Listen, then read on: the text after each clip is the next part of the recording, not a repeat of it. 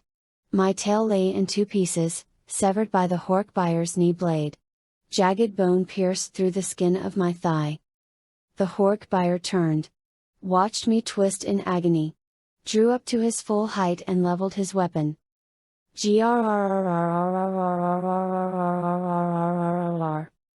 Chala leapt. The Hork-Bire fired. Chala clamped his jaws over the weapon. See Wuyu. A sapling behind me exploded. The Hork-Bire stumbled and fell to the ground. The Drakon beam skidded across the sand. Chala turned, teeth bared. He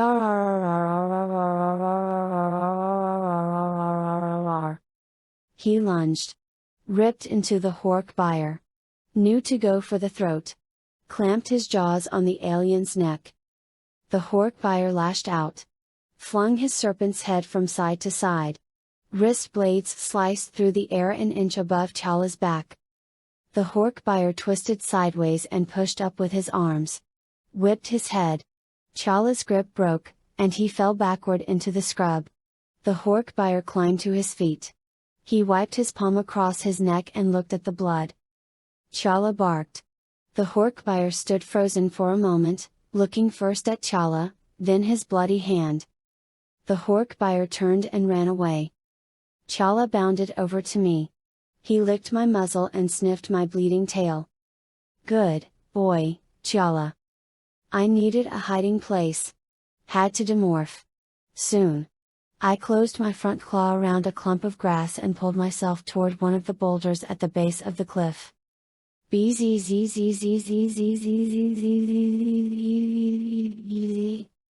A low droning, almost like a mosquito, buzzed in the distance. Chala barked at the sky. I turned my head.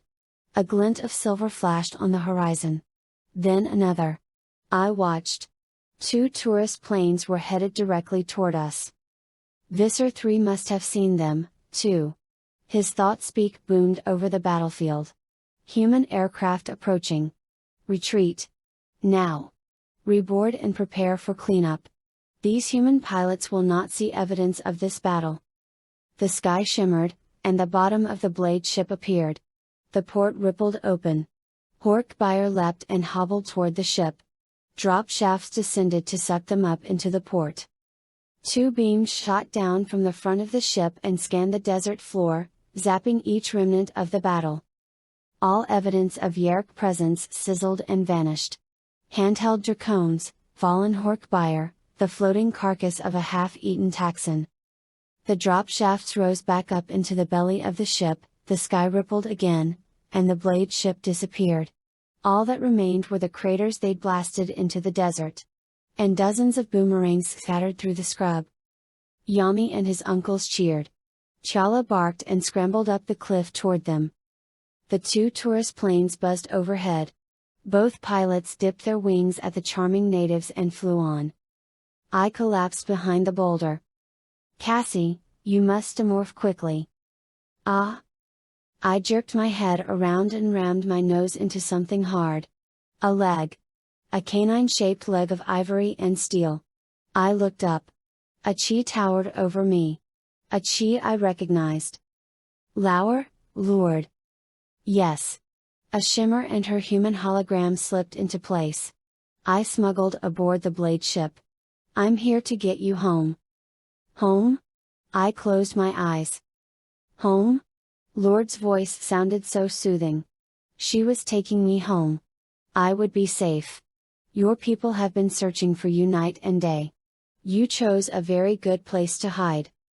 I opened my eyes. Hide? You saw, the outstation. The little group of houses back there. Yes. There's a man, he needs, doctor. Call, flying doctor. Flying doctor. Okay.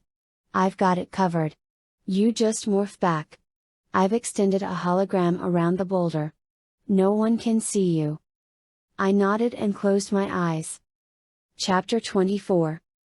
Consumerism completely baffles you, doesn't it, Cassie? Rachel dropped her bag on the table. We were at the gardens, the combination wildlife and amusement park where my mom works. Rachel and I had just come from the bathroom. Jake, Marco, Tobias, and Ax were waiting for us in the main concession area. Tobias and Ax were both in human morph. Ax was eyebrow deep in a box of popcorn. Rachel slumped into the chair next to Tobias. Can you imagine my elation, my total euphoria? When Cassie, our Cassie, said she wanted to go shopping. Marco nodded. You were expecting to lay down serious cash at the mall. Exactly. See? She turned to me. Even Marco understands. She shook her head. But no, Cassie drags me to the zoo, where she ransacks the gift shop and comes up with a postcard. A postcard. Cassie, buying a postcard at the zoo is not shopping. Say it with me now. Postcard? Zoo? Not. Shopping. I shrugged, hoping to look casual, and slid into the chair across from Jake. He dipped a fry in his ketchup. What kind of postcard? I knew he'd ask me that. I smiled, casually, and reached into my bag. It's just something I wanted. I glanced down to make sure I was pulling out the right card. A reminder. I held it up. It was a red kangaroo, a doe, with a joey peeking out of her pouch. Hey? Marco reached across and took the card from me. It's Cassie in her other life. Hop along, Cassie D. Yeah. Tobias smiled at me, his strange, unblinking hawk boy smile. The one where she doesn't need the rest of us. The one where she single-handedly defeats all alien life forms from here to Sydney. Sydney. I thumped my head. Of course. Sid? Rachel looked at me. Sid? I nodded. All the baggage tags said Sid. I couldn't figure it out. Duh? They were going to Sydney, Australia. Well, yeah, said Tobias, they were. Unfortunately, most of them didn't make it. Yeah, Cassie. Marco dropped a nacho into his mouth. Some rich old Australian guy is offering a bundle of cash for information leading to the arrest and conviction of the person or persons responsible for stealing a sweater and 2 bottles of prune juice from his suitcase.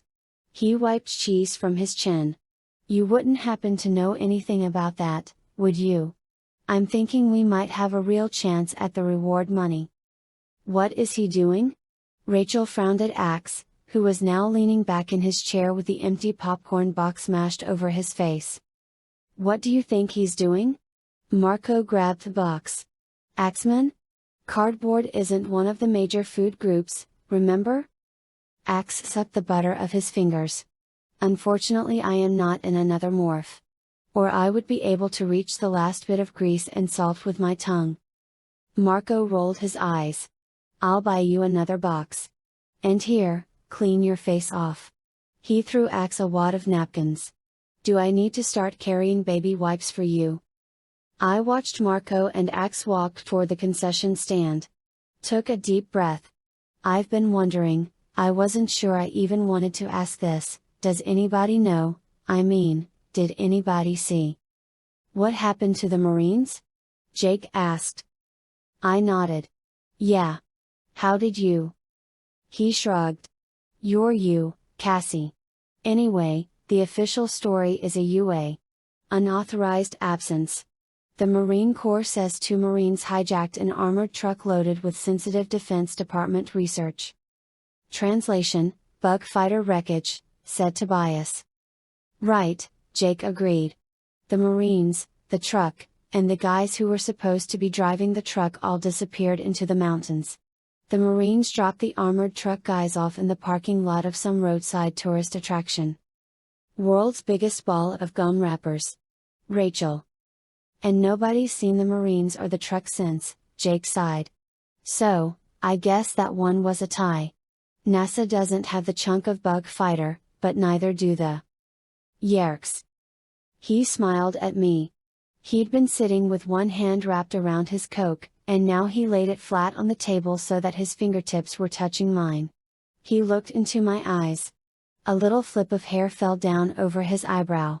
Except you're back now, Cassie. So we won. We definitely won. I turned his hand over and squeezed it. He squeezed back. He glanced sideways at Rachel and Tobias, then leaned toward me and lowered his voice. I was kind of hoping we could hang out. You know, to talk. Talk? Rachel rolled her eyes. Please. He wants to give you a big, fat, sloppy kiss. You should have seen him. He was a total zombie the whole time you were gone. I smiled at Jake. A zombie? Really? Jake shot Rachel a dirty look, then stared down at his French fries. Depends on your definition of a zombie. How's this for a definition? Tobias said. Somebody who can't eat, can't sleep, spends every minute of the night and day searching the airport and all other known Yerk hangouts, and can only utter one intelligible sentence: I have to find her. Jake rolled his eyes. Okay, so I was a zombie. He looked up at me and smiled. A little ball of guilt wedged itself in my throat. While Jake had been ripping the city apart looking for me, I'd been taking boomerang lessons from somebody else. What kind of person was I? I looked past Jake. Marco and Ax were weaving their way through the tables, loaded down with greasy, salty snacks. Marco set another plate of nachos on the table. He looked at Jake, then me. Is the moment over now? Because some of us would like to eat. Ax picked the kangaroo postcard up from the table so he'd have a place for his popcorn and his onion blossom. Cassie, it is good to have you back, he said. Eric the Chi projects an excellent hologram, but it could never take your place. I smiled. Thanks, Ax. And speaking of Eric, next time he fills in for me he needs to turn his brilliance down a notch. He aced my algebra test, and now my parents think I'm some kind of math genius. My mom wants to enroll me in accelerated calculus next semester. She says I haven't been living up to my potential. Your mother can't even imagine how infinite your potential is, Rachel commented. Ax studied the postcard in his hand. You were an animal with two heads. No, Ax, that other head belongs to the baby kangaroo. See? The mother carries him in her pouch. You know, like a pocket. A baby in a pocket. Ax frowned at the postcard, then handed it to me. Is it effective? Amazingly effective, Ax. I slipped the card into my sack, on top of the other card. The card even Rachel hadn't seen. The card that had taken me forever to find. I'd practically turned the rack upside down and shaken it. But I'd found it. An osprey in full flight. Later, I addressed it when I was in the bathroom waiting for Rachel, Pity Spring Community, Northern Territory, Australia. I didn't sign it. Yami would know. I would mail it from the airport. I figured an airport postmark was pretty anonymous. Untrackable. Even for Visser Three. The message was short: no worries. End of Animorphs number 44, The Unexpected.